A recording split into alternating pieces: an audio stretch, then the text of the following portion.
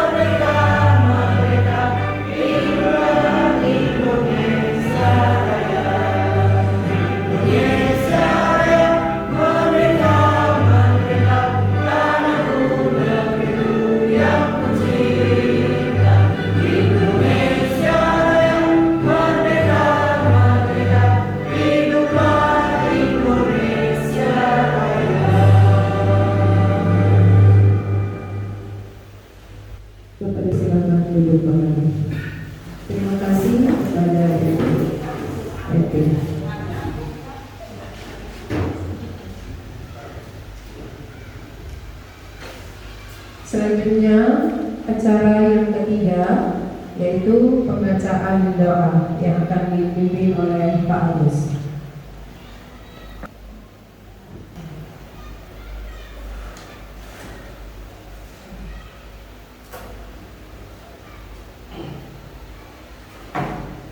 A'udzubillahiminasyaitonirrajim.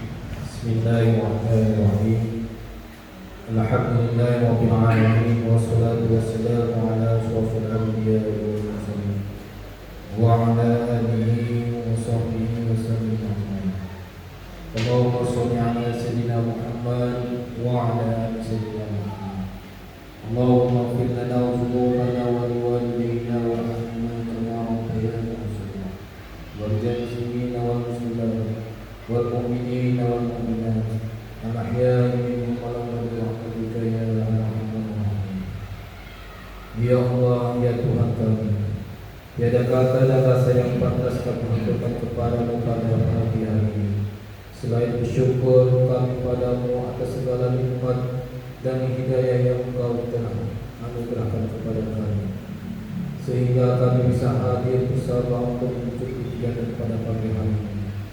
Untuk itu ya Allah, jadikanlah acara kami hari ini ya Allah sebagai acara yang Engkau ridhoi, yang membawa berkah ya Allah, membawa rahmat, taufik dan serta hidayah buat kami semuanya. Ya Allah ya Tuhan kami, dengan izin kami memohon kepada Allah, jadikanlah kegiatan ini sebagai penyegar, pembangkit dan mengunggah semangat kami dalam meningkatkan kualitas tugas-tugas kami, sehingga kami bisa bekerja secara profesional dan proporsional dengan baik dan tepat sebagai bukti syukur kami dan penghambaan kami pada Mu. Dan hanya Engkaulah yang mengabulkan doa kami. Rabbana taqabbal minna innaka antas samiul alim wa tub 'alaina innaka antat tawwabur rahim. Rabbana la tuzigh qulubana ba'da idh hadaytana wa hab lana min ladunka rahmah innaka antal wahhab. Rabbana atina fid dunya hasanah wa fil akhirati hasanah wa qina adzabannar. Wa sallallahu wa sallam walhamdulillahi rabbil alamin.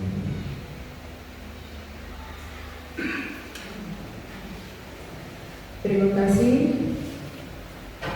Selanjutnya acara yang keempat yaitu kata-kata sambutan dari Ibu Kepala Sekolah SD Setiabudi Abadi. Kepada Ibu kami persilakan, waktu dan tempat kami sediakan.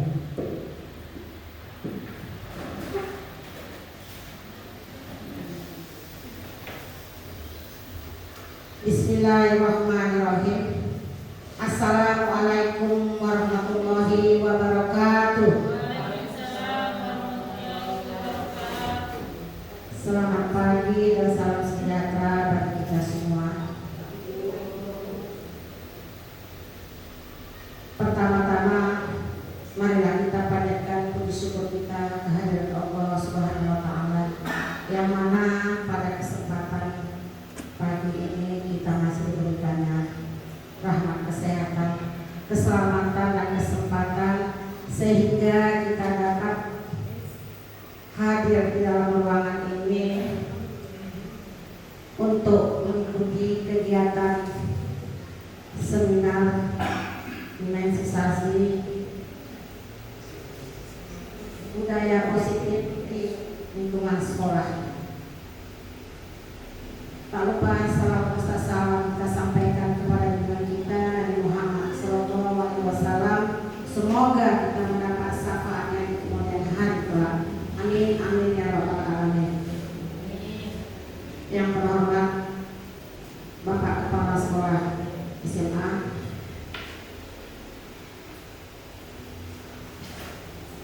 yang terhormat Bapak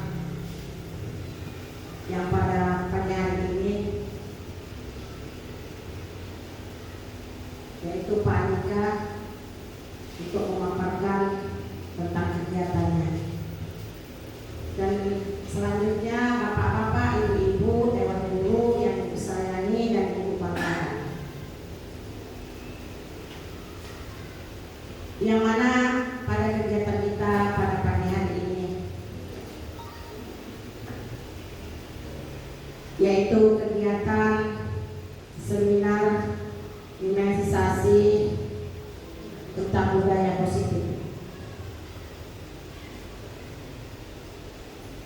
dan juga di mana kegiatan pada pagi hari ini yang melaksanakannya adalah CGP Angkatan ke-9 jenjang SD. Sesi pertama ini yaitu Bapak Andika Prasetya Sarjani SPD. Harapan kita semua dengan ada kegiatan pada pagi hari ini, kami berharap bapak-bapak, ibu-ibu yang mengikuti kegiatan ini, marilah kita sama-sama mengikutinya sampai akhir acara ini. Dan juga yang mana penebaran budaya positif di lingkungan sekolah, apalagi kita yaitu dunia pendidikan, dewan guru yang hebat, bapak ibu guru hebat di perguruan Setiabudi ini, yang mana budaya positif di lingkungan sekolah kita lebih kita tingkatkan lagi dengan setelah selesainya kegiatan-kegiatan ini, yang mana guru-guru hebat lebih lagi ditingkatkan kompetensi, profesionalisme guru di lingkungan sekolah kita ini. Dan juga yang mana bapak ibu guru yang belum mengikuti CGP, marilah daftarkan diri untuk mengikuti CGP gelombang berikutnya, supaya guru-guru kita yang di perguruan Setiabudi ini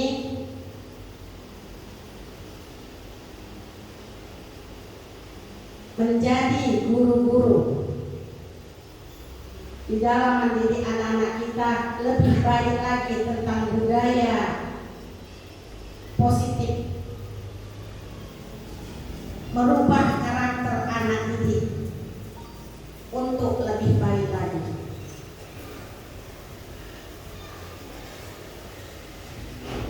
Yang mana pada pagi saya tidak berpanjang lebar, yang mana pada pagi hari ini kegiatan kita akan kita laksanakan. Marilah saya buka pembukaan ini sama-sama dengan membacakan basmalah. Resmi.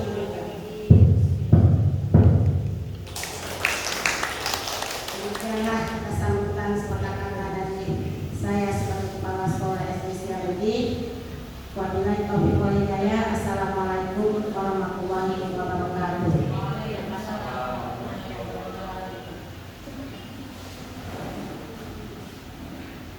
Terima kasih untuk kepala sekolah atas semua wejangan-wejangannya. Nah, sekarang mari kita masuki acara yang kita nantikan pada hari ini, yaitu presentase yang akan disampaikan oleh Bapak Andika. Tapi sebelumnya, karena Pak Andika ini juga adalah guru pantun, saya berpantun dulu sedikit. Hidup itu berkah bila berbagi. Sudah terbagi, kita amalkan. Silahkan Pak Andika untuk persentase. Waktu dan tempat kami sediakan. Silakan kepada Bapak Andika untuk mempresentasikan penyebaran budaya positifnya pada pagi hari ini. Waktu dan tempat kami sediakan.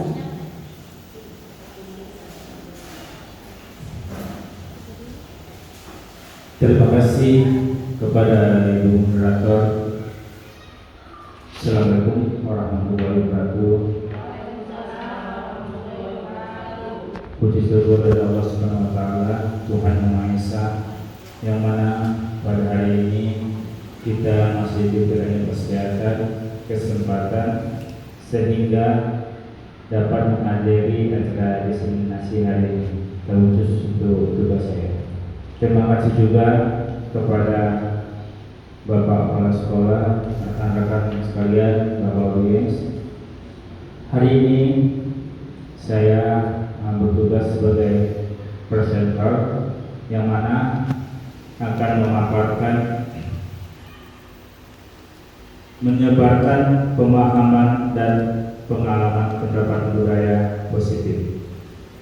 Jadi di sini ada suatu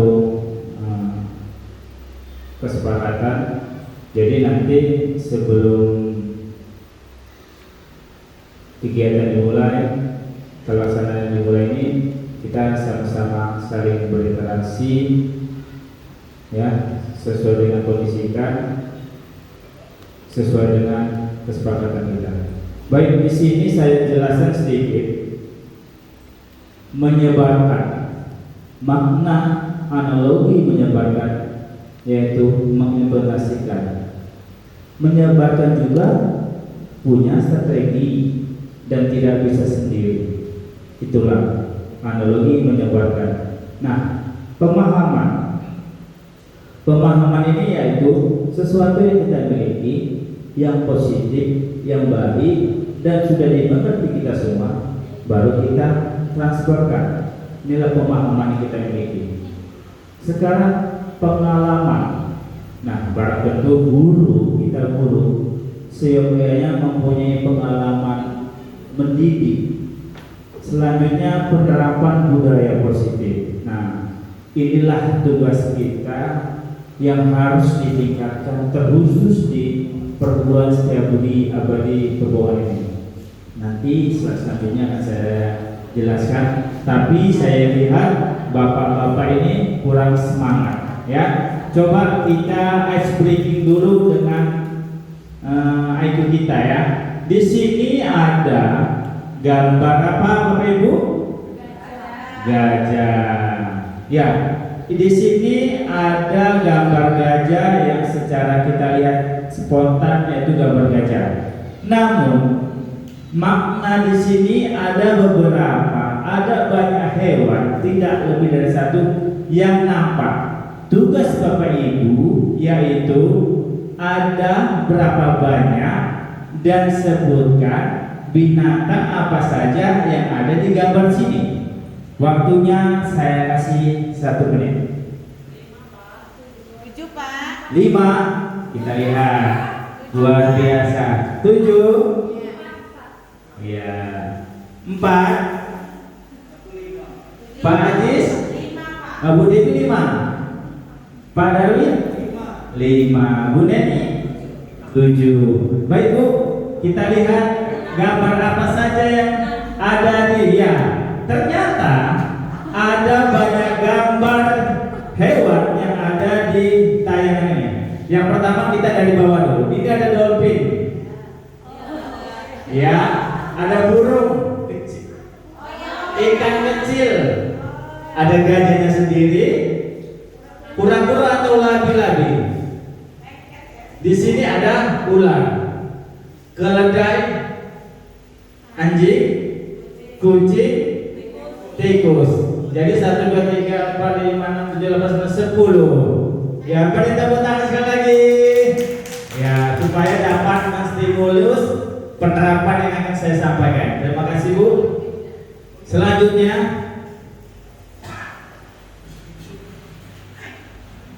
nah, selamat datang para guru hebat. Ya, kita sama-sama guru hebat di sini semua.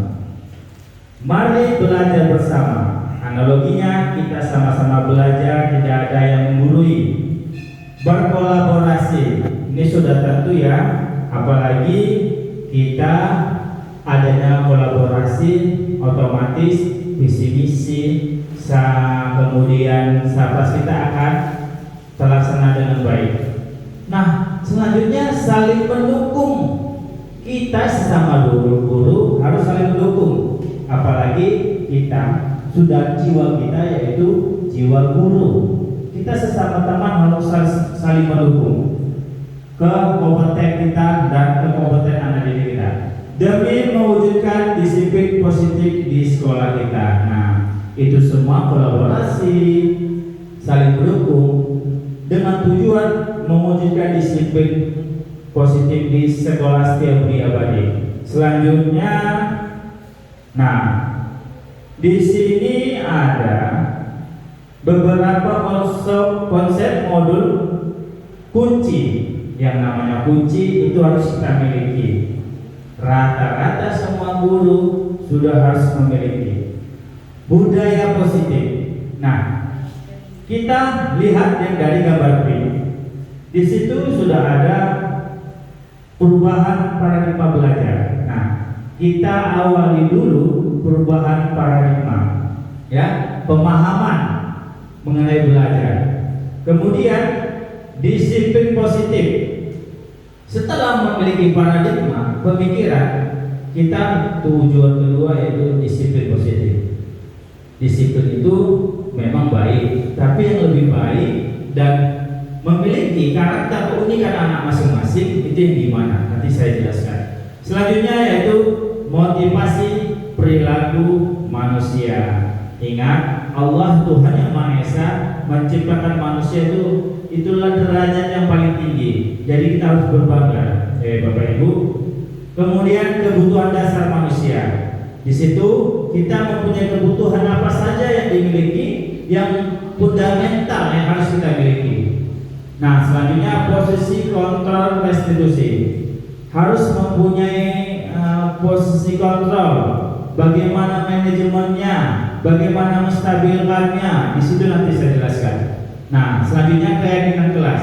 Keyakinan kelas ini salah satunya itu disukai oleh para peserta didik kita. Kemudian segitiga restitusi ya. Jadi ini salah satu pemahaman yang luar biasa. Nanti kita sama-sama kita dengarkan. Nah, pembelajaran dengan paradigma baru. Tadi yang pertama paradigma baru. Kita lihat, kita sama-sama sudah merasakan, terutama di sekolah kita, profil pelajar Pancasila ini harus sudah melekat dalam diri kita, dalam benak kita, dalam imajinasi kita. Sesuai dengan Undang-Undang Nomor 22 Tahun 2020 ini, profil pelajar Pancasila wajib diletakkan pada diri kita. Selanjutnya, menurut Stephen R. Covey 1991, jika ingin membuat kemajuan perlahan, berarti secara kontinu, berkesinambungan, ubahlah sikap atau perilaku Anda. Nah, yang diubah adalah perilaku kita dulu, seorang gurunya dulu. Seperti filosofi dari Hindia, guru digugu dan ditiru. Nah, situ. Tetapi jika ingin memperbaiki cara-cara utama, strategi, metode, maka kita perlu mengubah kerangka acuan kita. Kalau di dalam RPP yaitu indikator, kemudian kegiatan-kegiatannya. Ubahlah cara Anda berpikir tentang manusia. Nah, ini nanti lebih dalam ya. Kita berpikir cara manusia itu apa saja. Contoh, manusia diciptakan nama siapa? Manusia kesehariannya apa? Itu kalau secara pemikiran kita yang awal. Skema pemahaman dan penjelasan aspek-aspek tertentu tentang kenyataan. Ingat sekali lagi, kita harus berbicara yang otentik sesuai dengan kenyataan. Jadi dapat kita rangkum, dalam membangun budaya positif, sekolah dapat menyediakan lingkungan yang positif. Nah, bagaimana caranya mengubah paradigma guru kalau sekolah tidak menyediakan lingkungan yang belajar yang positif? Lingkungan belajar yang positif akan terjadilah selanjutnya aman. Ingat Bapak Ibu sekalian, aman ini bukan semata-mata itu tugas Bapak Satpam, bukan semata-mata tugas Ibu Kepala Sekolah, bukan semata-mata tugas yayasan. Itu adalah seluruh warga guru atau ekosistem pendidikan harus kita punya dimiliki. dan nyaman agar siswa mampu berpikir. Kalau anak udah nyaman, udah positif, akan mampu berpikir. Tentunya berpikir positif. Bertindak, kadangkala anak bertindak tidak sesuai dengan ucapan banyak. Jadi kita nanti kedepannya akan ada pembelajaran lebih lanjut. Kemudian menciptakan dengan merdeka. Merdekanya ini merdeka ke anak. Selanjutnya mandiri dan bertanggung jawab. Ya, ini sebagiannya profil pelajaran Pancasila sekali lagi harus kita miliki dan harus kita tak bosan-bosan menerapkannya. Nah, yang pertama tadi setelah paradigma yaitu disiplin positif. Disiplin sangat berkaitan dengan kontrol dulu.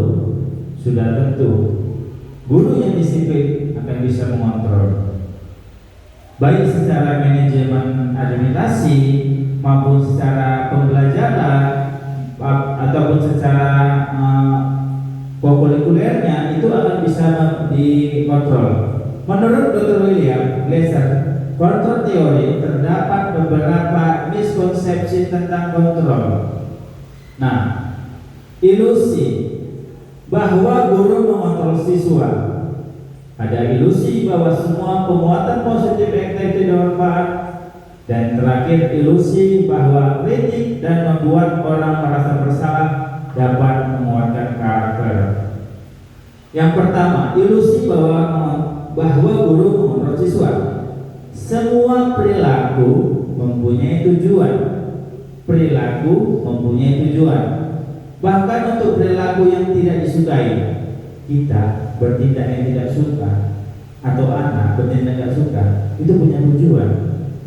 Selanjutnya, untuk itu pada dasarnya guru tidak dapat memaksa siswa untuk berbuat sesuatu. Ingat sekali lagi Bapak Ibu, kita guru sebagai matahari, murid sebagai planetnya. Dan kita ingat, keunikan siswa itu memiliki keunikan masing-masing. Jadi sini kita tidak bisa memaksakan kehendak kita. Jadi di budaya positif ini harus kita tingkatkan lagi. Jika siswa tersebut memilih untuk tidak melakukannya. Selanjutnya, ilusi bahwa semua penguatan positif efektif dan bermanfaat. Penguatan positif merupakan bentuk kontrol untuk mempengaruhi siswa agar mengulangi suatu perilaku tertentu. Ya, jadi di sini dia mengulangi kembali perbuatan yang baik. Selanjutnya, ilusi bahwa kritik dan membuat orang merasa bersalah dapat menguatkan karakter. Menggunakan kritik dan merasa bersalah untuk mengontrol, siswa menuju identitas yang gagal karena secara langsung mengajarkan mereka belajar untuk merasa buruk tentang diri sendiri. Aku gak bisa matematika, tapi aku bisa nulis yang kaligrafi yang cantik. Jadi dia ada rasa seperti itu.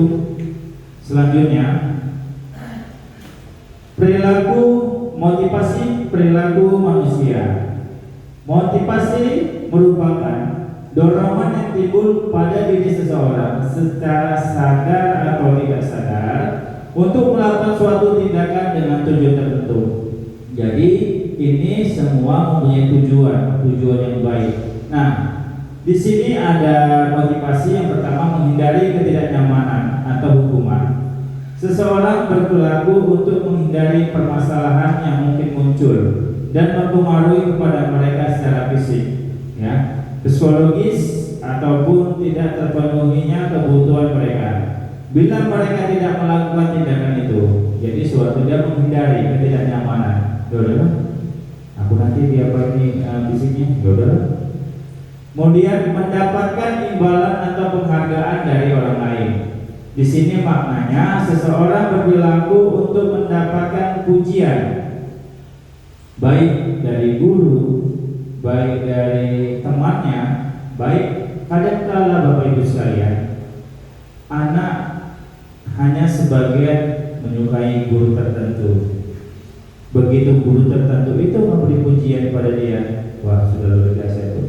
Kemudian hadiah atau imbalan dari orang lain yang menurut mereka penting dan mereka letakkan dalam dunia berkelas mereka. Itu menurut mereka penting. Nanti ada tindak lanjut lagi. Kemudian menjadi orang yang mereka inginkan dan menghargai diri sendiri dengan nilai-nilai yang mereka percaya. Orang melakukan sesuatu karena nilai-nilai mereka yakini dan hargai. Motivasi ini akan membuat orang mempunyai disiplin positif karena motivasinya bersifat internal. Selanjutnya, kebutuhan dasar manusia. Jadi di sini ada 5 kebutuhan dasar manusia, ya. Jadi setelah tadi positif, sekarang kebutuhan dasar manusia. Yang pertama, bertahan hidup, adanya kasih sayang dan rasa terima, penguasaan, kebebasan, kesenangan. 5 indikator ini harus dimiliki dan harus kita miliki untuk kebutuhan kita. Selanjutnya, baik, kebutuhan bertahan hidup, kebutuhan dasar manusia, merupakan kebutuhan yang bersifat fisiologis untuk bertahan hidup. Misalnya kesehatan, kita harus benar-benar menyelesaikan, karena kita lihat banyak anak-anak, banyak kita guru makan yang secara instan. Kita lihat ini bertahan hidup itu karena adanya kesehatan, rumah, kebutuhan primer, kemudian makanan. Komponen psikologis dari kebutuhan ini adalah kebutuhan akan perasaan aman. Selanjutnya, kebutuhan cinta dan kasih sayang atau kebutuhan untuk diterima. Jadi ada take, ada give, ya. Selanjutnya, kebutuhan ini termasuk kebutuhan psikologis yang meliputi kebutuhan akan hubungan dan koneksi sosial. Koneksi sosial, artinya koneksi sosial ini kita harus bersosial, bukan hanya satu orang. Kadang-kala ada anak yang suka menyendiri. Nah, itu tinggal tugas kita. Kita observasi, kita pantau, kita sebagai teman supaya kebutuhan koneksi sosialnya dia akan terpenuhi. Selanjutnya, kebutuhan untuk memberi dan menerima kasih sayang. Bapak Ibu sekalian, ada kalanya kita mindset kita, dia memberi, tak pernah menerima. Nah, itu mindset yang salah. Di sini kebutuhan untuk memberi dan terima kasih sayang itu harus kita mulai sekarang, harus kita banyakkan. Memberi kasih sayang itu bukan berupa hadiah, berupa perhatian berpisah, kemudian pantauan berpisah, kemudian penyampaian kasih sayang itu bisa secara direct ataupun non direct. Selanjutnya, kebutuhan untuk merasa menjadi bagian suatu kelompok. Kadangkala ada siswa kita atau siswa lain tidak mau berkelompok sama dia, nggak mau kelompok.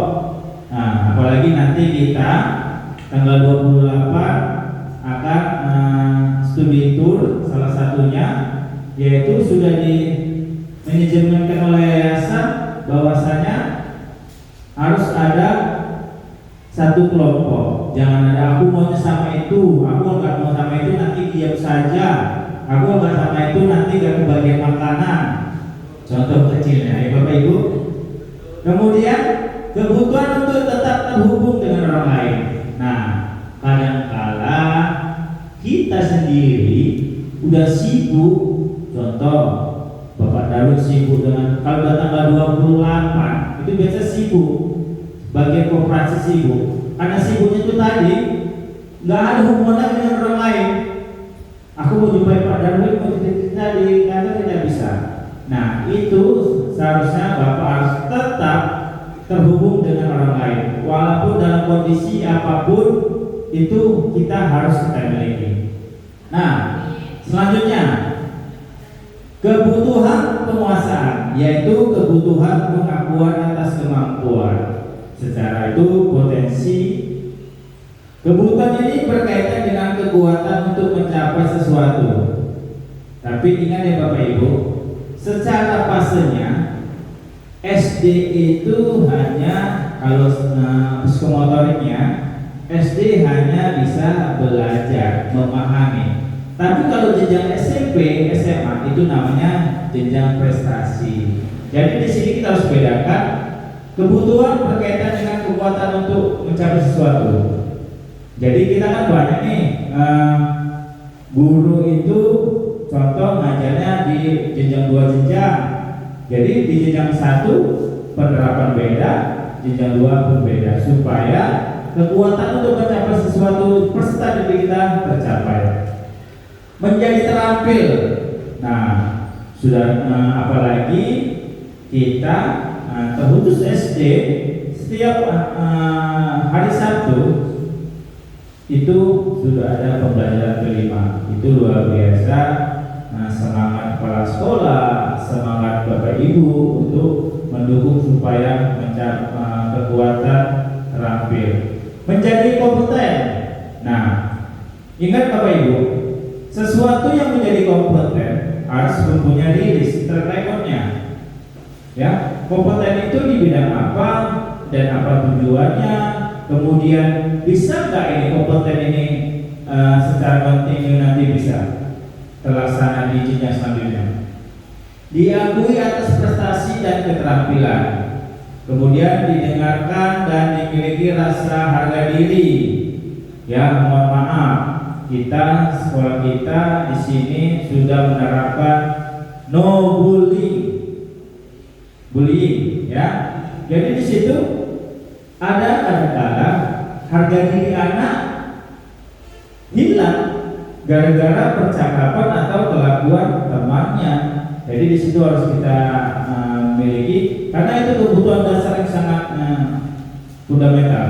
Siswa yang mempunyai kebutuhan pengakuan yang tinggi biasanya akan selalu ingin menjadi pemimpin. Saya yakin, percaya, Bapak Ibu ini adalah seorang guru yang akan melahirkan pemimpin-pemimpin. Selanjutnya, kebutuhan kebebasan. Di sini kebutuhan akan pilihan, ya, merupakan kebutuhan akan kemandirian, mempunyai pilihan dan mampu mengendalikan arah hidup seseorang.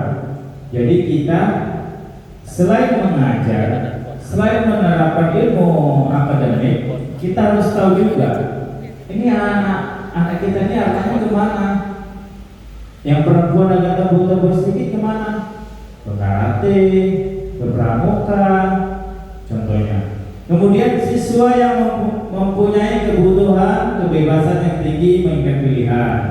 Ingat Bapak Ibu, kebutuhan kebebasan itu tidak memilih anak mana yang harus diapakan. Semua sama. Semua sama. Kemudian perlu banyak bergerak, suka coba-coba, tidak terlalu terpengaruhi orang lain, suka hal yang baru dan menarik. Apalagi secara fasenya, fase B ini atau fase C ini, anak-anak itu mulai pengen tahunya kuat. Selanjutnya kebutuhan yang terakhir yaitu kebutuhan kesenangan, kebutuhan untuk rasa senang. Gak usah anak-anak, Bapak Ibu guru kalau bisa setiap hari senang. Merupakan kebutuhan untuk mencari kesenangan, bermain dan tertawa. Bagaimana kita mengkondisikan ini kesenangan bermain dan tertawa ini di dalam satu momen. Kemudian siswa dengan kebutuhan kesenangan yang tinggi biasanya menikmati apa yang dilakukan. Bapak Ibu sekalian, sekolah kita bisa dikatakan sekolah yang bonafit. Jadi rata-rata anak-anaknya sudah senang, tinggal gurunya. Rata-rata anak senang, tinggal gurunya. Mudah-mudahan tetap senang. Selanjutnya yaitu konsentrasi melakukan yang disenangi, suka permainan, suka mengoleksi barang, dan suka melucu atau bergurau. Jadi sebelum mengarahkan ke kebutuhan kesenangan ini, tengok dulu kita. Ya Bapak Ibu, ada yang otoriter, tak mau bergurau, ada yang lucu-lucu, jangan sampai kita istilahnya itu dilangkai anak. Baik, dari kebutuhan ini saya simpulkan bahwasanya kebutuhan bertahan hidup, kebutuhan cinta kasih sayang, kebutuhan penguasaan, kebutuhan kebebasan, kebutuhan kesenangan ini harus benar-benar kita miliki. Nah, sekarang Bapak Ibu, tadi ice breaking-nya yang pertama tentang pengetahuan. Sekarang kita gerak dulu ice breaking-nya. Saya lihat Bapak Ibu ini diam, apakah memang memahami materi, apakah memang ingin aku nanti mengimajinasikan kayak mana supaya anak-anak itu senang. Nah, di sini kita ice breaking dulu. Berdiri. Ayo Bapak Ibu berdiri, kita izin supaya lebih nikmat. Nanti bisa dilanjut makan kuenya. Nah, alhamdulillah semalam saya melakukan proyek yang sudah di ACC kepala sekolah, Ibu PP, rekan-rekan Ibu CGP. Ini semalam sudah di LK2 sudah ditayangkan, sampai mereka bilang itu siapa. Tapi ini bukan untuk secara pribadi, itu semata-mata untuk sekolah kita. Jadi saya membuat video, liriknya itu yaitu tentang filosofi KHD. Nah, di situ implementasinya sebagai ice breaking. Kita sambil nari supaya guru merasa senang. Itu salah satunya menari. Nah, ini dukun ya. Kita lihat ya, semua ikut gerak sama nyanyi.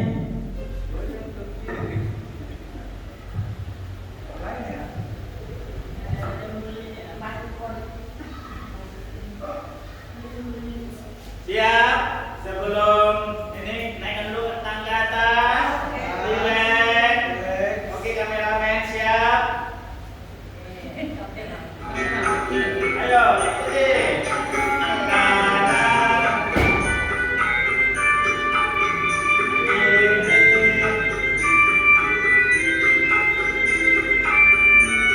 Ayo, semangat, senyum. Jari-jari gerakan. Ayo, sama-sama.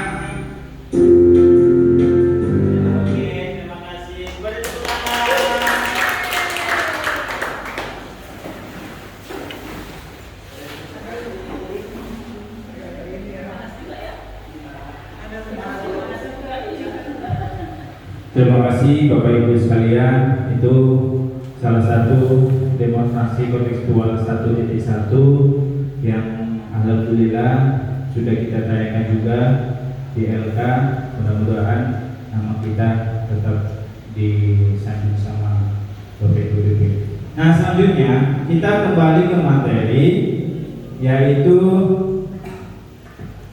posisi kontrol.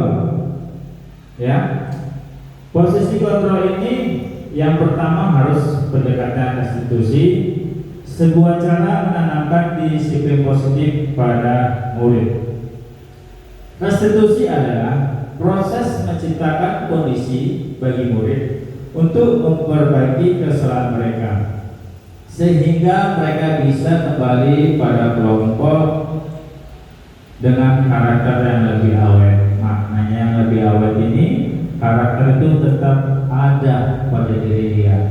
Kadang karakter ini bisa dirubah tapi tidak sebesar signifikan. Nah, ada pun ciri-ciri restitusi. Yang pertama, bukan menebus kesalahan, namun belajar dari kesalahan.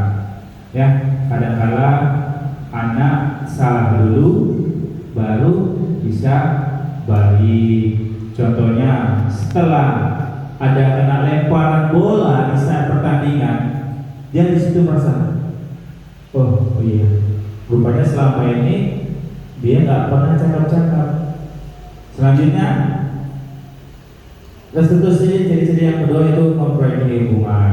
Nah, di sini lebih dalam lagi memperbaiki hubungan baik secara personal ataupun kelompok, yaitu kita harus punya stigmanya yang masing-masing. Kemudian tawaran bukan paksaan.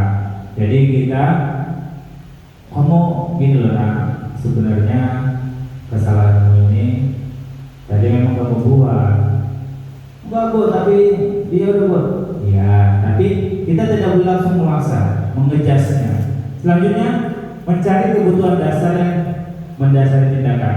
Kenapa dia bisa berbuat itu? Apa dasarnya? Selanjutnya, fokus pada karakter, bukan tindakan.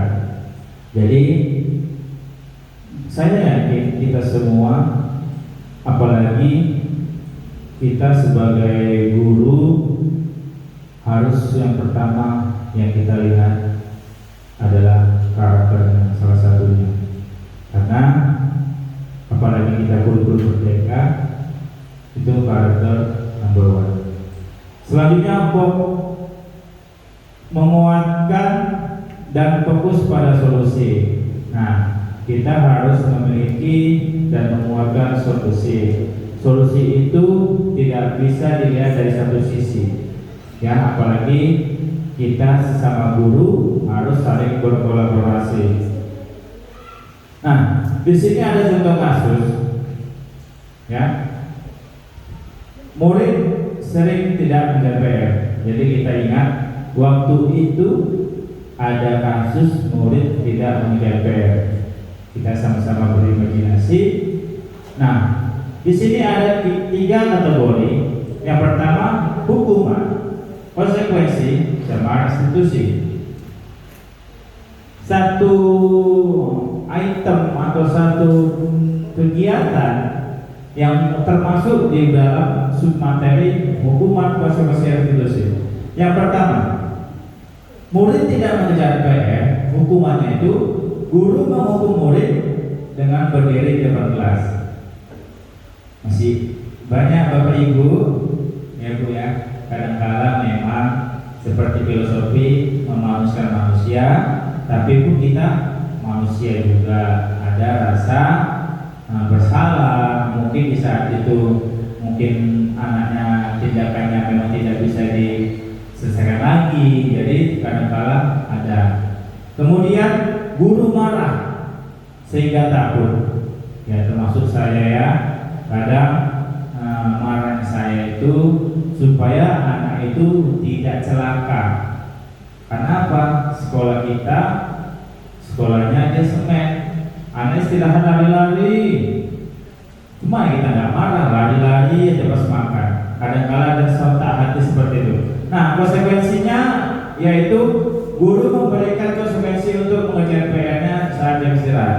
Jadi di saat ada anak tidak mengerjakan PR, Jadi waktu sengganglah, waktu istirahatlah dia mengerjakannya. Itu termasuk konsekuensinya.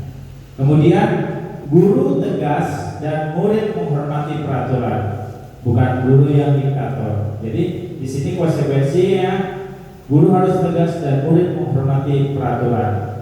Selanjutnya restitusinya, guru menanyakan keyakinan kelas atau dirinya dan membantu murid menyelesaikan masalah. Jadi kalau dia tidak mengerjakan tugas, yakinkan dulu, kenapa nak kamu nggak mengerjakan tugas, dan mencarikan solusinya.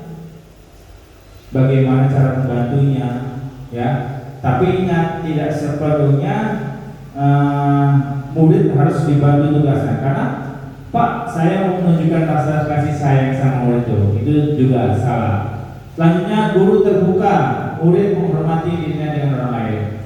Kadang-kala kita sama guru memang sebenarnya terbuka, tapi terbukanya sebatas guru dengan murid.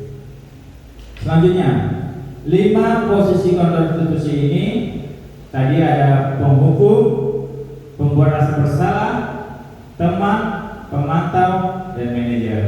Ya, baik Bapak Ibu sekalian, memang menuju 5 ini harus punya tahapan-tahapan. Baik Bapak Ibu, saya mau observasi dulu. Kira-kira dalam satu minggu ini posisi kontrol mana yang Anda lakukan? Pak Darwin, di saat ada masalah problem yang ada di kelas maupun luar kelas, kira-kira posisi kontrol mana? Yang satu minggu ini aja. Penghukum. Ya, penghukum. Dari merah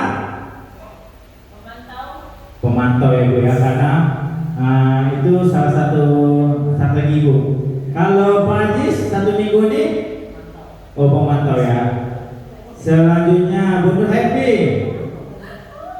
kira satu minggu ini, oh manajer ya. Wah. Bu Hadiah,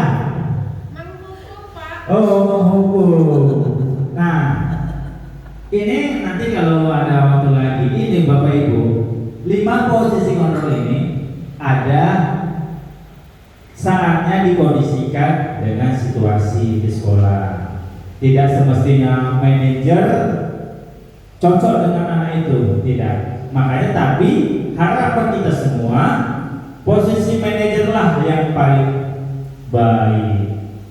Tapi semalam ada tugas saya mengenai survei rekan guru sejawat, rata-rata penghukum kalau saya pribadi. Kenapa? Tengok Bapak tuh suaranya kuat, cuma nggak kuat suara awak. Saya guru olahraga. Ini kan Bapak Ibu, jangan guru olahraga, guru bahasa Inggris saja suaranya kuat kan ya? Stand up kan? Jadi anak-anak pun melihat survei itu. Makanya Bapak Ibu sekali-sekali dalam 1 bulan itu kita observasi ke anak untuk menuju budaya positif ini. Kira-kira anak itu kemana? Bukan sebagai acuan nilai ya Bu. Oh dia udah berbuat itu sama aku pasti nilai seperti itu, tidak. Itu hilangkan itu nilai bertutur. Dan ingat di dalam kurikulum mereka tidak ada yang tinggal kecuali situasi kondisi yang memang sudah tidak teratasi dan sudah merusak nama sekolah itu wajib. Jadi posisi ini 1 minggu ini tadi ada. Kira-kira Bapak Ibu ada nggak yang posisi kontrol tambahan di sini? Bu Rika, ada nggak 1 minggu ini ada problem, ada stigma nyebar iman tentang teman ya? Contohnya? Oh curhat yang membuat rasa bersalah. Karena dari nama Bu Rika, biasanya laki-laki atau perempuan Bu? Perempuan. Biasanya memang ya, kalau jenjang SMA biasanya perempuan fokus ke perempuan. Kalau SD tergantung, tengok alis matanya.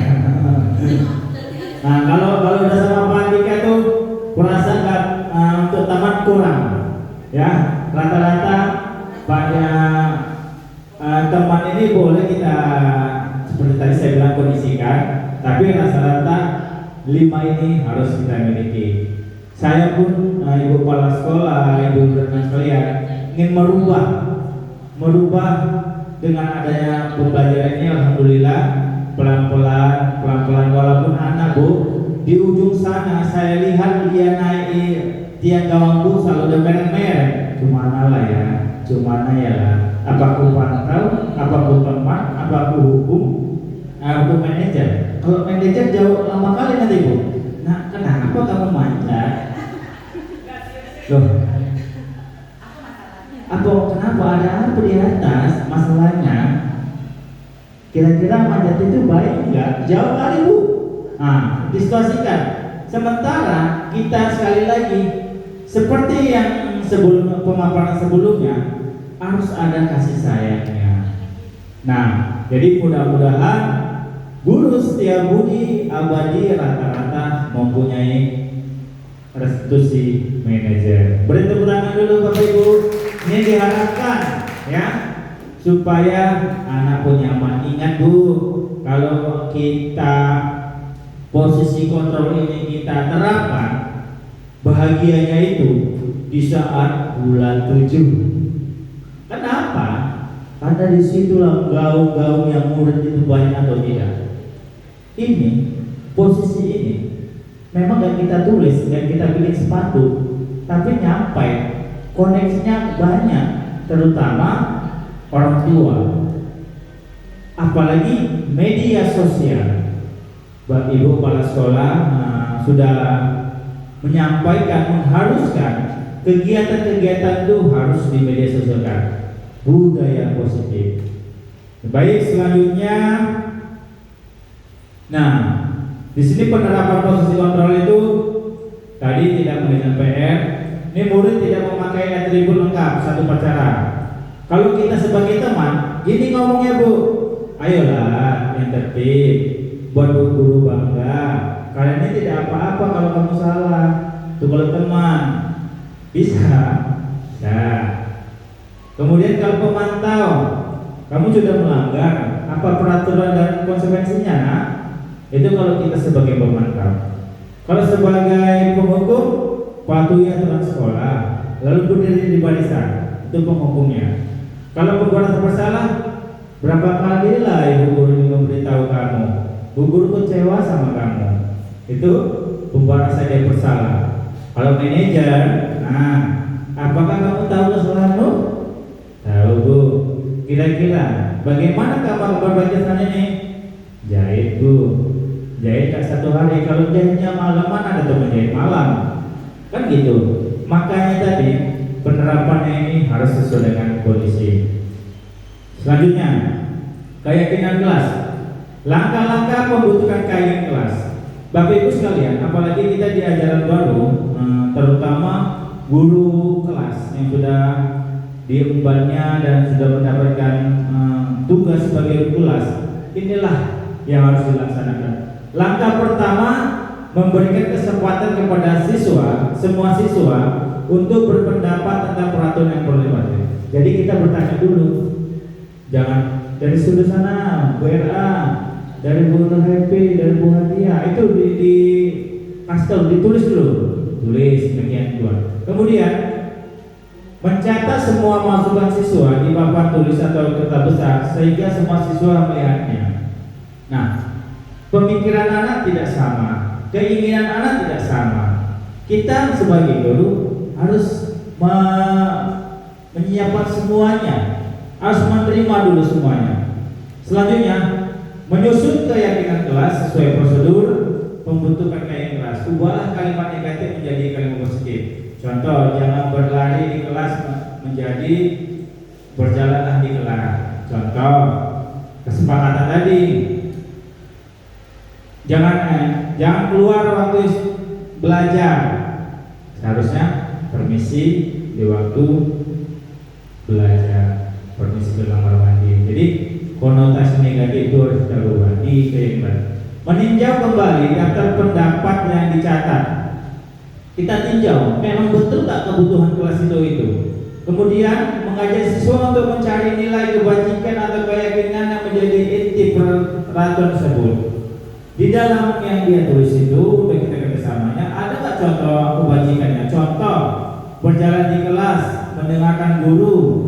datang tepat waktu bisa disyaratkan menjadi satu keyakinan, yaitu saling menghormati. Keyakinan-keyakinan ini kemudian dijadikan daftar untuk disepakati. Jadi ada beberapa contoh, ada 15 anak, satu anak mempunyai 5 keyakinan, di situlah kita rangkum menjadi satu. Kemudian meninjau ulang keyakinan kelas secara bersama-sama. Hendaknya keyakinan kelas sudah terlalu banyak agar mudah diingat. Seperti filosofi, kita dulu belajar adalah proses dari yang tak tahu menjadi tahu. Kemudian keyakinan itu tadi, sedikit belajar banyak ingat, banyak belajar tak ingat-ingat. Seperti keyakinan, sedikit keyakinannya banyak ingat, banyak keyakinan tak dilaksanakan. Itulah seperti itu. Kemudian setelah keyakinan kelas dibuat, maka semua anggota kelas dapat meninjau ulang dan menyetujuinya. Jadi sudah kita rangkum, kita tinjau. Nah ini dia. Oh bagus tuh. Oh itu punya aku kok sama. Nah biarlah sama, berarti sama-sama nilai kebajikan. Baik tak kalau nilai kebajikan. Jadi seperti itu Bapak Ibu. Kemudian keyakinan kelas dapat ditempel di dinding kelas agar mudah dilihat. Apalagi sekarang dengan media Canva, tempelan yang menarik akan membuat siswa menjadi senang. Langkah-langkah keyakinan kelas itu, pembentukan keyakinan kelas itu harus yang pertama lebih abstrak dari peraturan, yang lebih rinci dan nyata, ya. Contohnya dia bersifat dasar ini, contoh datang sebelum 15 menit sebelum belajar. Itu kan memang udah abstrak, nggak bisa lagi. Kemudian keyakinan kelas berupa pertanyaan yang universal, yang menyeluruh. Jangan satu sisi saja tapi menyeluruh. Pernyataan keyakinan kelas selalu dibuat dalam bentuk positif. Kemudian keyakinan kelas harusnya dibuat tidak terlalu banyak sehingga mudah diingat dan dipahami. Keyakinan kelas adalah sesuatu yang dapat diterapkan di lingkungan itu. Jadi keyakinan itu ada implementasinya di lingkungan, baik di kelas maupun di luar kelas. Kemudian semua anggota kelas hendaknya ikut berkontribusi dalam pembentukan keyakinan kelas. Jadi gimana Bu? Coba saya tanya Bu, bagaimana di saat kita membuat keyakinan kelas anak tidak hadir? Rupanya kita terbentuk, ya kan? Cara mengatasinya yaitu kita panggil anak itu, ini keyakinan kelasnya seperti ini. Jadi supaya apa? Rasa teman, rasa manajernya tadi masuk dia. Semua anggota kelas bersedia meninjau kembali keyakinan kelas dari waktu ke waktu. Sebagai pemantau, dia bukan hanya guru, anak-anak kita pun harus memantau. Contoh ini tidak dilaksanakan, loh kok bisa ya? Selanjutnya, nah baik di sini ada sampel bersama murid berdiskusi tentang peraturan, kemudian menurut rumusan peraturan keyakinan kelas, kemudian menempelkan keyakinan kelas. Oke, di sini saya bikin tadi contohnya keyakinan kelas di kelas saya yang pertama, hadir 15 menit sebelum KBM, kemudian menjaga kebersihan buku. Bapak Ibu sekalian, menjaga kebersihan buku, kadang saya pribadi Bu, saya disuruh buka kaos kakinya, sepatunya, karena anak itu kuku ditengok kuku tangannya saja, tapi kalau saya itu kuku kaki saya lihat juga. Nah, itulah keyakinan kelas. Kemudian membuang sampah pada tempatnya. Kita mendisiplinkan anak membuang sampah. Tapi ingat Bapak Ibu, membersihkan di tong sampah. Tapi kalau sudah penuh jangan sampai meluber-luber sampahnya, langsung saja dibuang. Jika guru belum, kemudian membersihkan kelas, bikin kelas. Kemudian jika guru belum masuk, dengan tertib. Kemudian permisi jika masuk dan keluar kelas dengan izin ke guru. Mengerjakan PR di rumah, mengerjakan pekerjaan kelompok, mengerjakan soal sendiri. Nah, bagaimana pembentukan keyakinan kelas?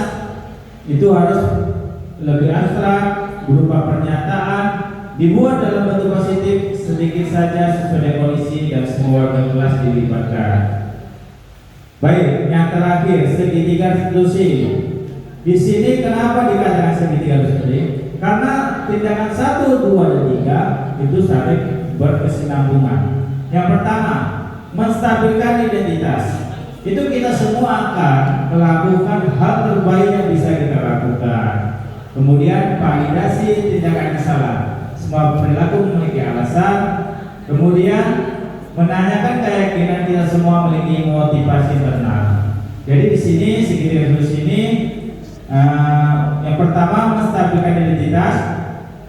Sisi untuk merupakan bagian dari dasar segitiga yang bertujuan mengubah identitas anak dari yang gagal karena melakukan kesalahan menjadi orang yang sukses. Contoh kalimat yang dapat kita gunakan kepada anak kita. Yang pertama, berbuat salah itu tidak apa-apa. Tidak ada manusia yang sempurna.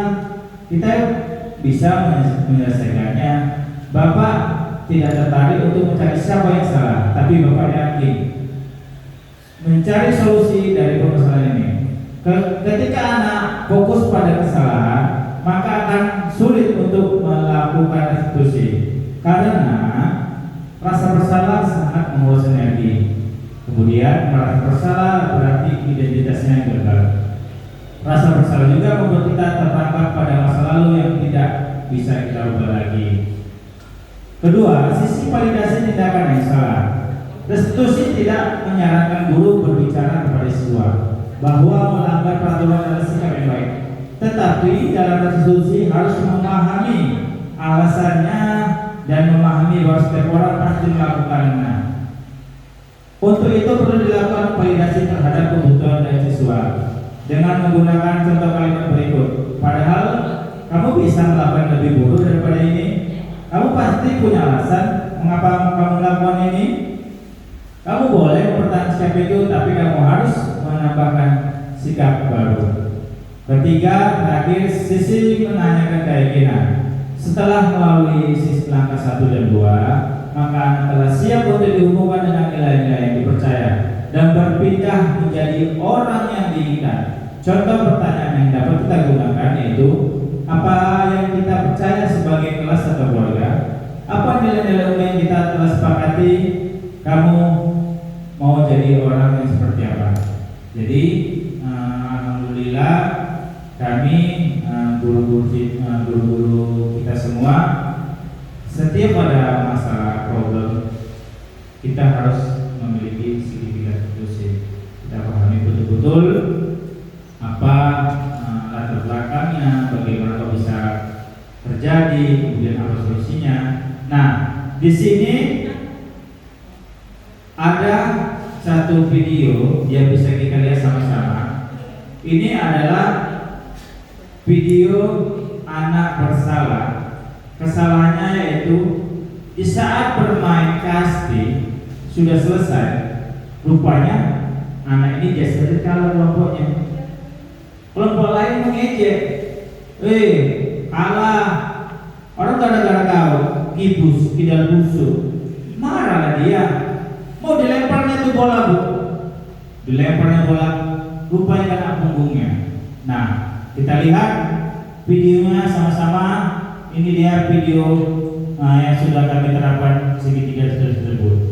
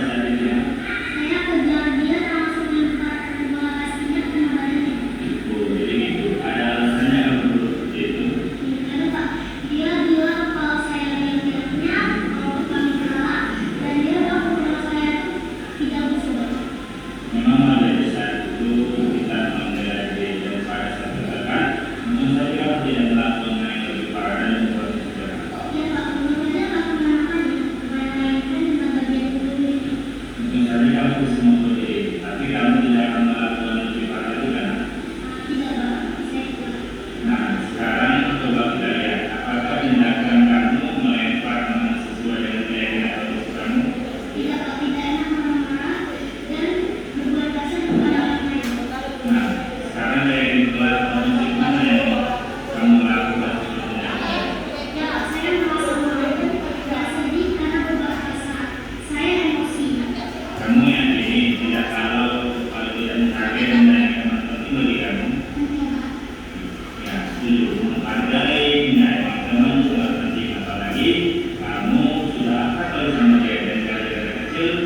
tantangannya.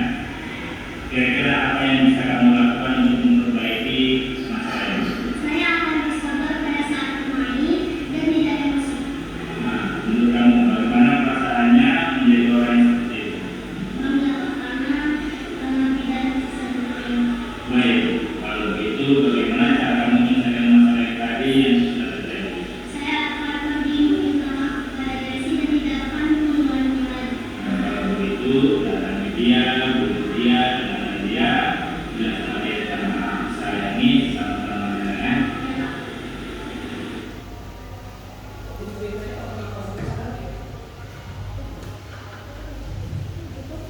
Baik, Bapak Ibu sekalian,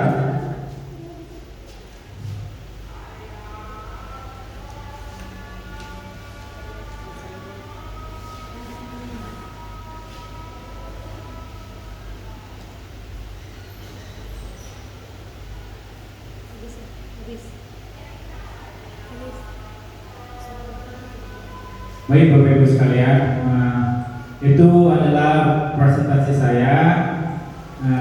Sudah pemaparan baik dari paradigma konsep budaya positif itu harus kita miliki. Nah, sampai hari ini, sampai detik ini, mari kita pegang tangan kita ke sebelah kiri dada kita. Mari kita sama-sama di saat ada problem, ada masalah sama anak kita, mari tindakan tersebut segitiga terus ini sangat baik untuk anak kita. Baik Bapak Ibu sekalian, beri tepuk tangan sekali lagi. Terima kasih Bapak Ibu sekalian. Mudah-mudahan apa yang saya sampaikan bermanfaat bagi saya secara pribadi, secara umumnya bermanfaat bagi ibu semua. Mohon maaf apabila presentasi saya kurang baik, mana dia penyediaan tempat, mohon pelaksanaannya, mohon maaf. Terima kasih atas ini semua. Saya sudahi dengan wabillahi taufiq wal hidayah. Assalamualaikum warahmatullahi wabarakatuh. Kepada Pak Andika yang sudah sangat luar biasa memaparkan materinya pada siang hari ini, dan mudah-mudahan apa yang telah disampaikan oleh Bapak Andika tersebut dapat kita realisasikan di dalam lingkungan tempat kita bertugas. Mudah-mudahan dengan membudayakan budaya disiplin positif terhadap anak-anak didik kita, sekolah kita semakin maju dan berjaya. Nah, sebelum saya tutup, tadi diawali dengan pantun, maka saya akhiri juga dengan pantun. Hidup itu berkah bila berbagi. Sudah terbagi, kita amalkan.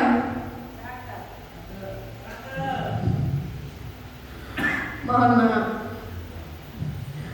Guru cerdas, guru yang pemberani, ajarkan ilmu dengan hati bersih. Demikian